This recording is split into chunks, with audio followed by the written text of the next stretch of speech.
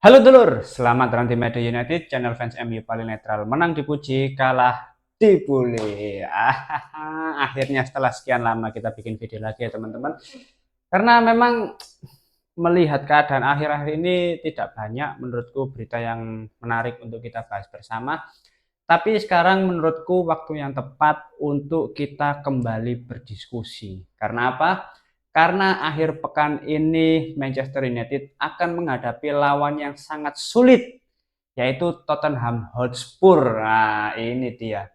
Jujur teman-teman ya, aku agak khawatir MU bisa kalah saat melawan Spurs. Bukan tanpa alasan, sebetulnya ada banyak aspek yang akan mempengaruhi dan beberapa hal lain yang bisa menjadi momentum penting untuk kemenangan Manchester United di akhir pekan nanti. Nah, kita coba bahas satu-satu ya teman-teman. Kekhawatiran yang kita hadapi sebagai fans tentu memiliki landasan yang kuat. Mengapa Manchester United akan kesulitan saat melawan Tottenham Hotspur? Yang pertama, di musim kemarin ini teman-teman ya, 4 pertemuan dengan Tottenham Hotspur, Manchester United sama sekali tidak bisa meraih kemenangan. Mulai dari kompetisi Premier League, ya 2 pertemuan kalah semuanya. 3-0 dan 1-0 kalau nggak salah. Terus di kompetisi Carabao Cup kalah lagi. Skor akhir 4-3. Dan yang paling memalukan dan membuat kita sebagai fans terasa muak dan sakit hati yaitu kalah di final Europa League.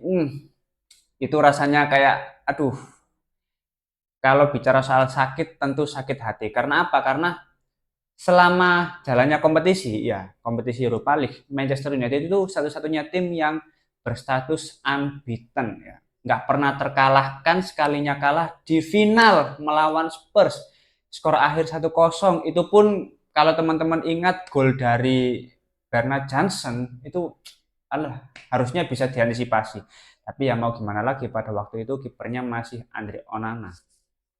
Dan kalau kita kilas balik lebih jauh lagi, ya kemenangan yang berhasil diraih Manchester United saat melawan Tottenham Hotspur itu di tahun 2022 saat pelatihnya masih Erik ten Hag, dan kemenangan sebelumnya lagi yaitu 3-0 kalau nggak salah di era Ralf Rangnick yang mana Ronaldo mencetak hat-trick pada laga tersebut.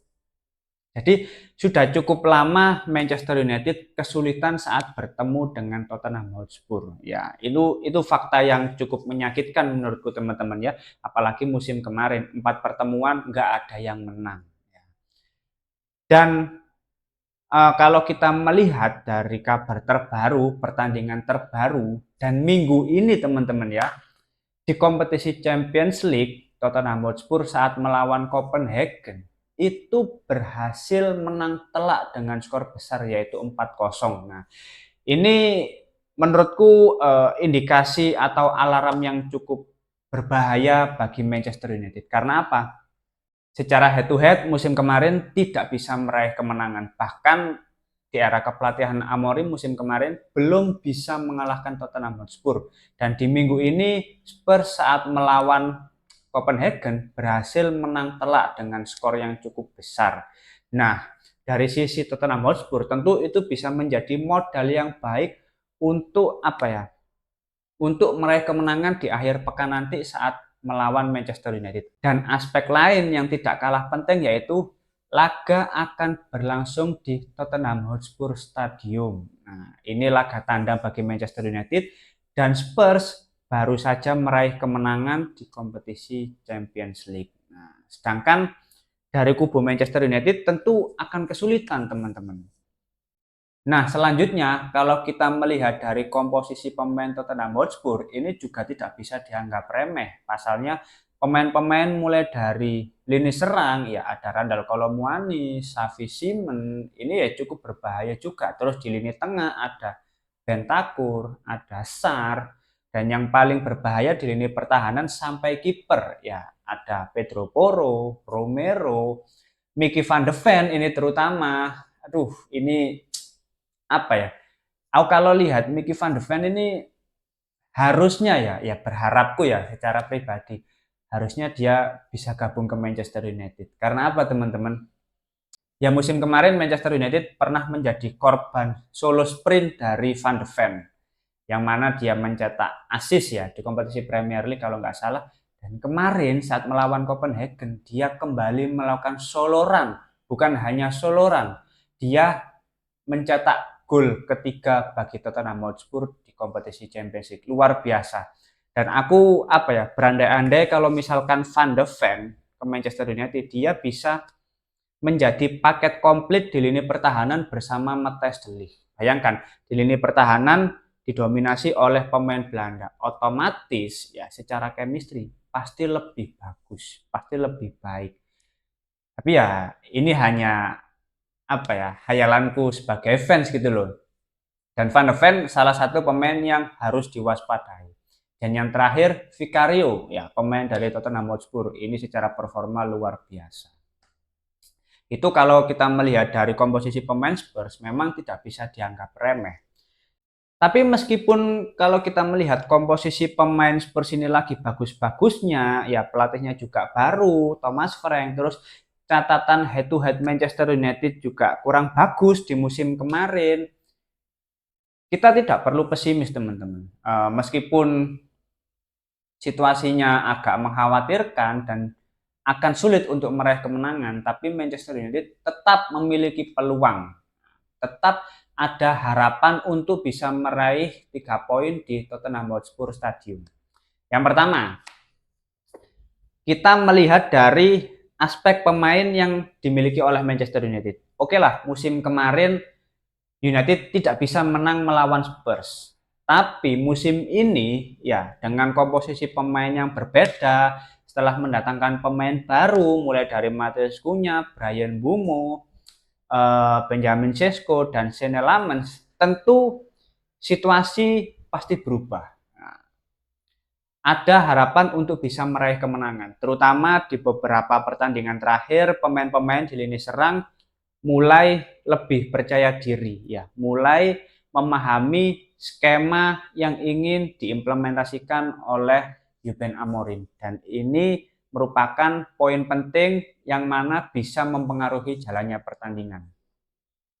Dan jujur aja teman-teman, aku berharap di laga akhir pekan nanti ya komposisi pemain yang akan menjadi starter saat melawan Spurs harus benar-benar sesuai. Kalau kita melihat lini pertahanan Spurs ini benar-benar kuat, benar-benar padu, ya jangan menempatkan Benjamin Sesko sebagai starter. Tentu dia akan kalah ketika pemain United berusaha melakukan long ball ya dan menjadikan Sesko sebagai target man ya.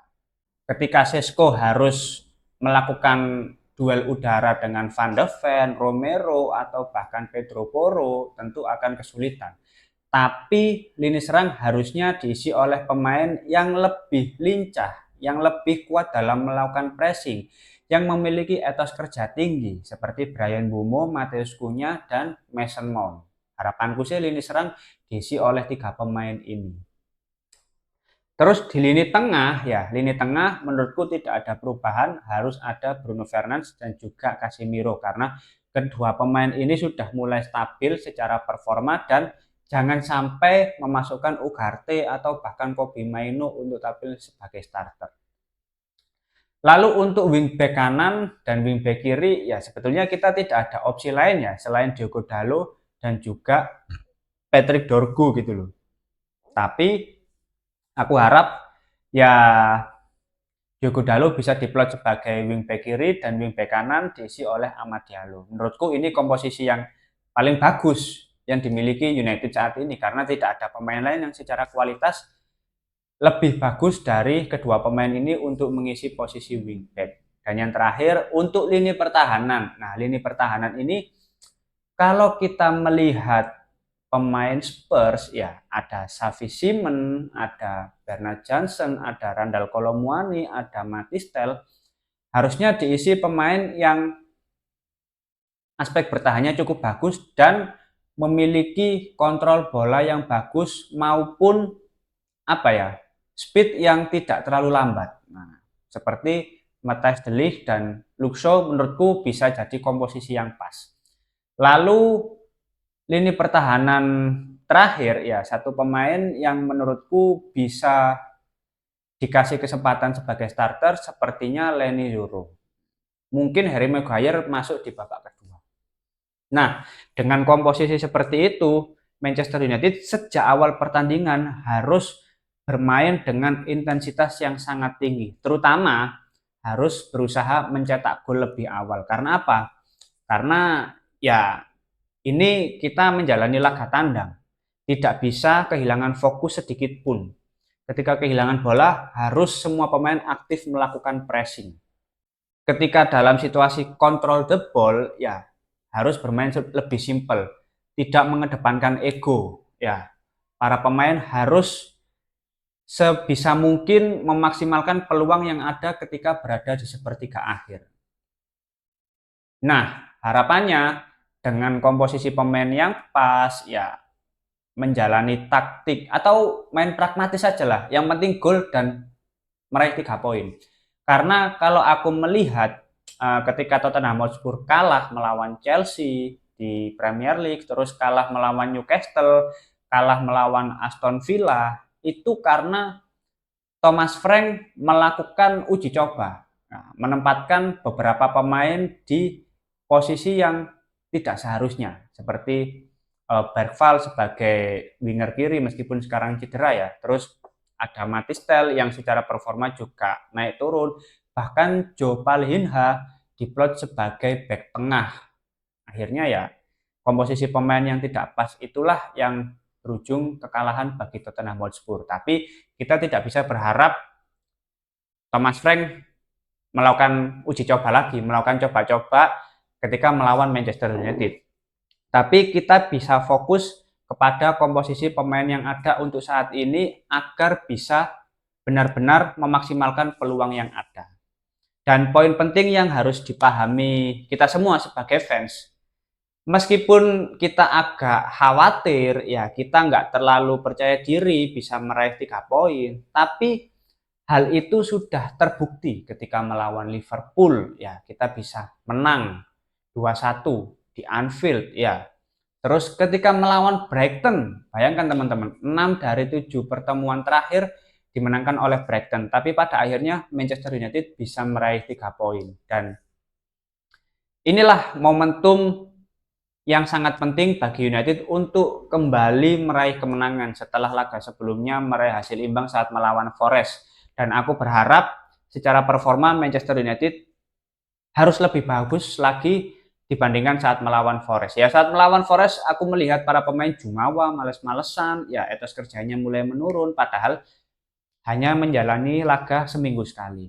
Dan akhir pekan nanti harusnya ini menjadi pembuktian bahwasanya Manchester United bisa meraih 3 poin di laga tandang melawan Tottenham Hotspur dan kembali meraih ke papan atas secara bertahap. Karena minggu kemarin itu kita memiliki peluang untuk peringkat 2 loh teman-teman, bayangkan kalau kita menang saat melawan Forest, peringkat 2 itu asli. Tapi karena ya Dalot lagi yang bikin kesalahan, tapi mau diganti juga nggak mungkin. Ternyata Dalot itu ada silsilah satu keluarga dengan Ruben Amorim. Ini anjing, kita macam apa? Carlos Dalot, ternyata pemain sirkus. Apa cicit ya, Ruben Amorim dan Dalot itu cicit dari Carlos Dalot. Ini berita macam apa kemarin baca itu? Ya mau dibuat konten kok kayak apa, tapi ya ada aja. Samuel ini kalau bikin berita cari informasi untuk apa ya, mempermalukan MU itu ada aja asli. Apalagi dia bekerja dengan The Sun, ya, yang beritanya sering hoax gitu loh. Tapi kita tidak fokus ke situ ya teman-teman. Kita sebagai fans tentu harapannya Manchester United bisa meraih 3 poin saat melawan Tottenham Hotspur dan bisa menjadi catatan yang bagus saat melawan Tottenham Hotspur. Ya mungkin 2-1 oke lah. Ya 2 bagi United ya. 1-2 berarti ya. 1-2 berhasil dimenangkan oleh Manchester United. Oke, mungkin itu dulu preview singkat kita pada video kali ini. Kalau teman-teman ada opini lain, langsung tulis saja di kolom komentar. Kita akan diskusi santai seperti biasa. Terima kasih sudah menonton video ini. Jangan lupa like, komen, dan subscribe. Salam.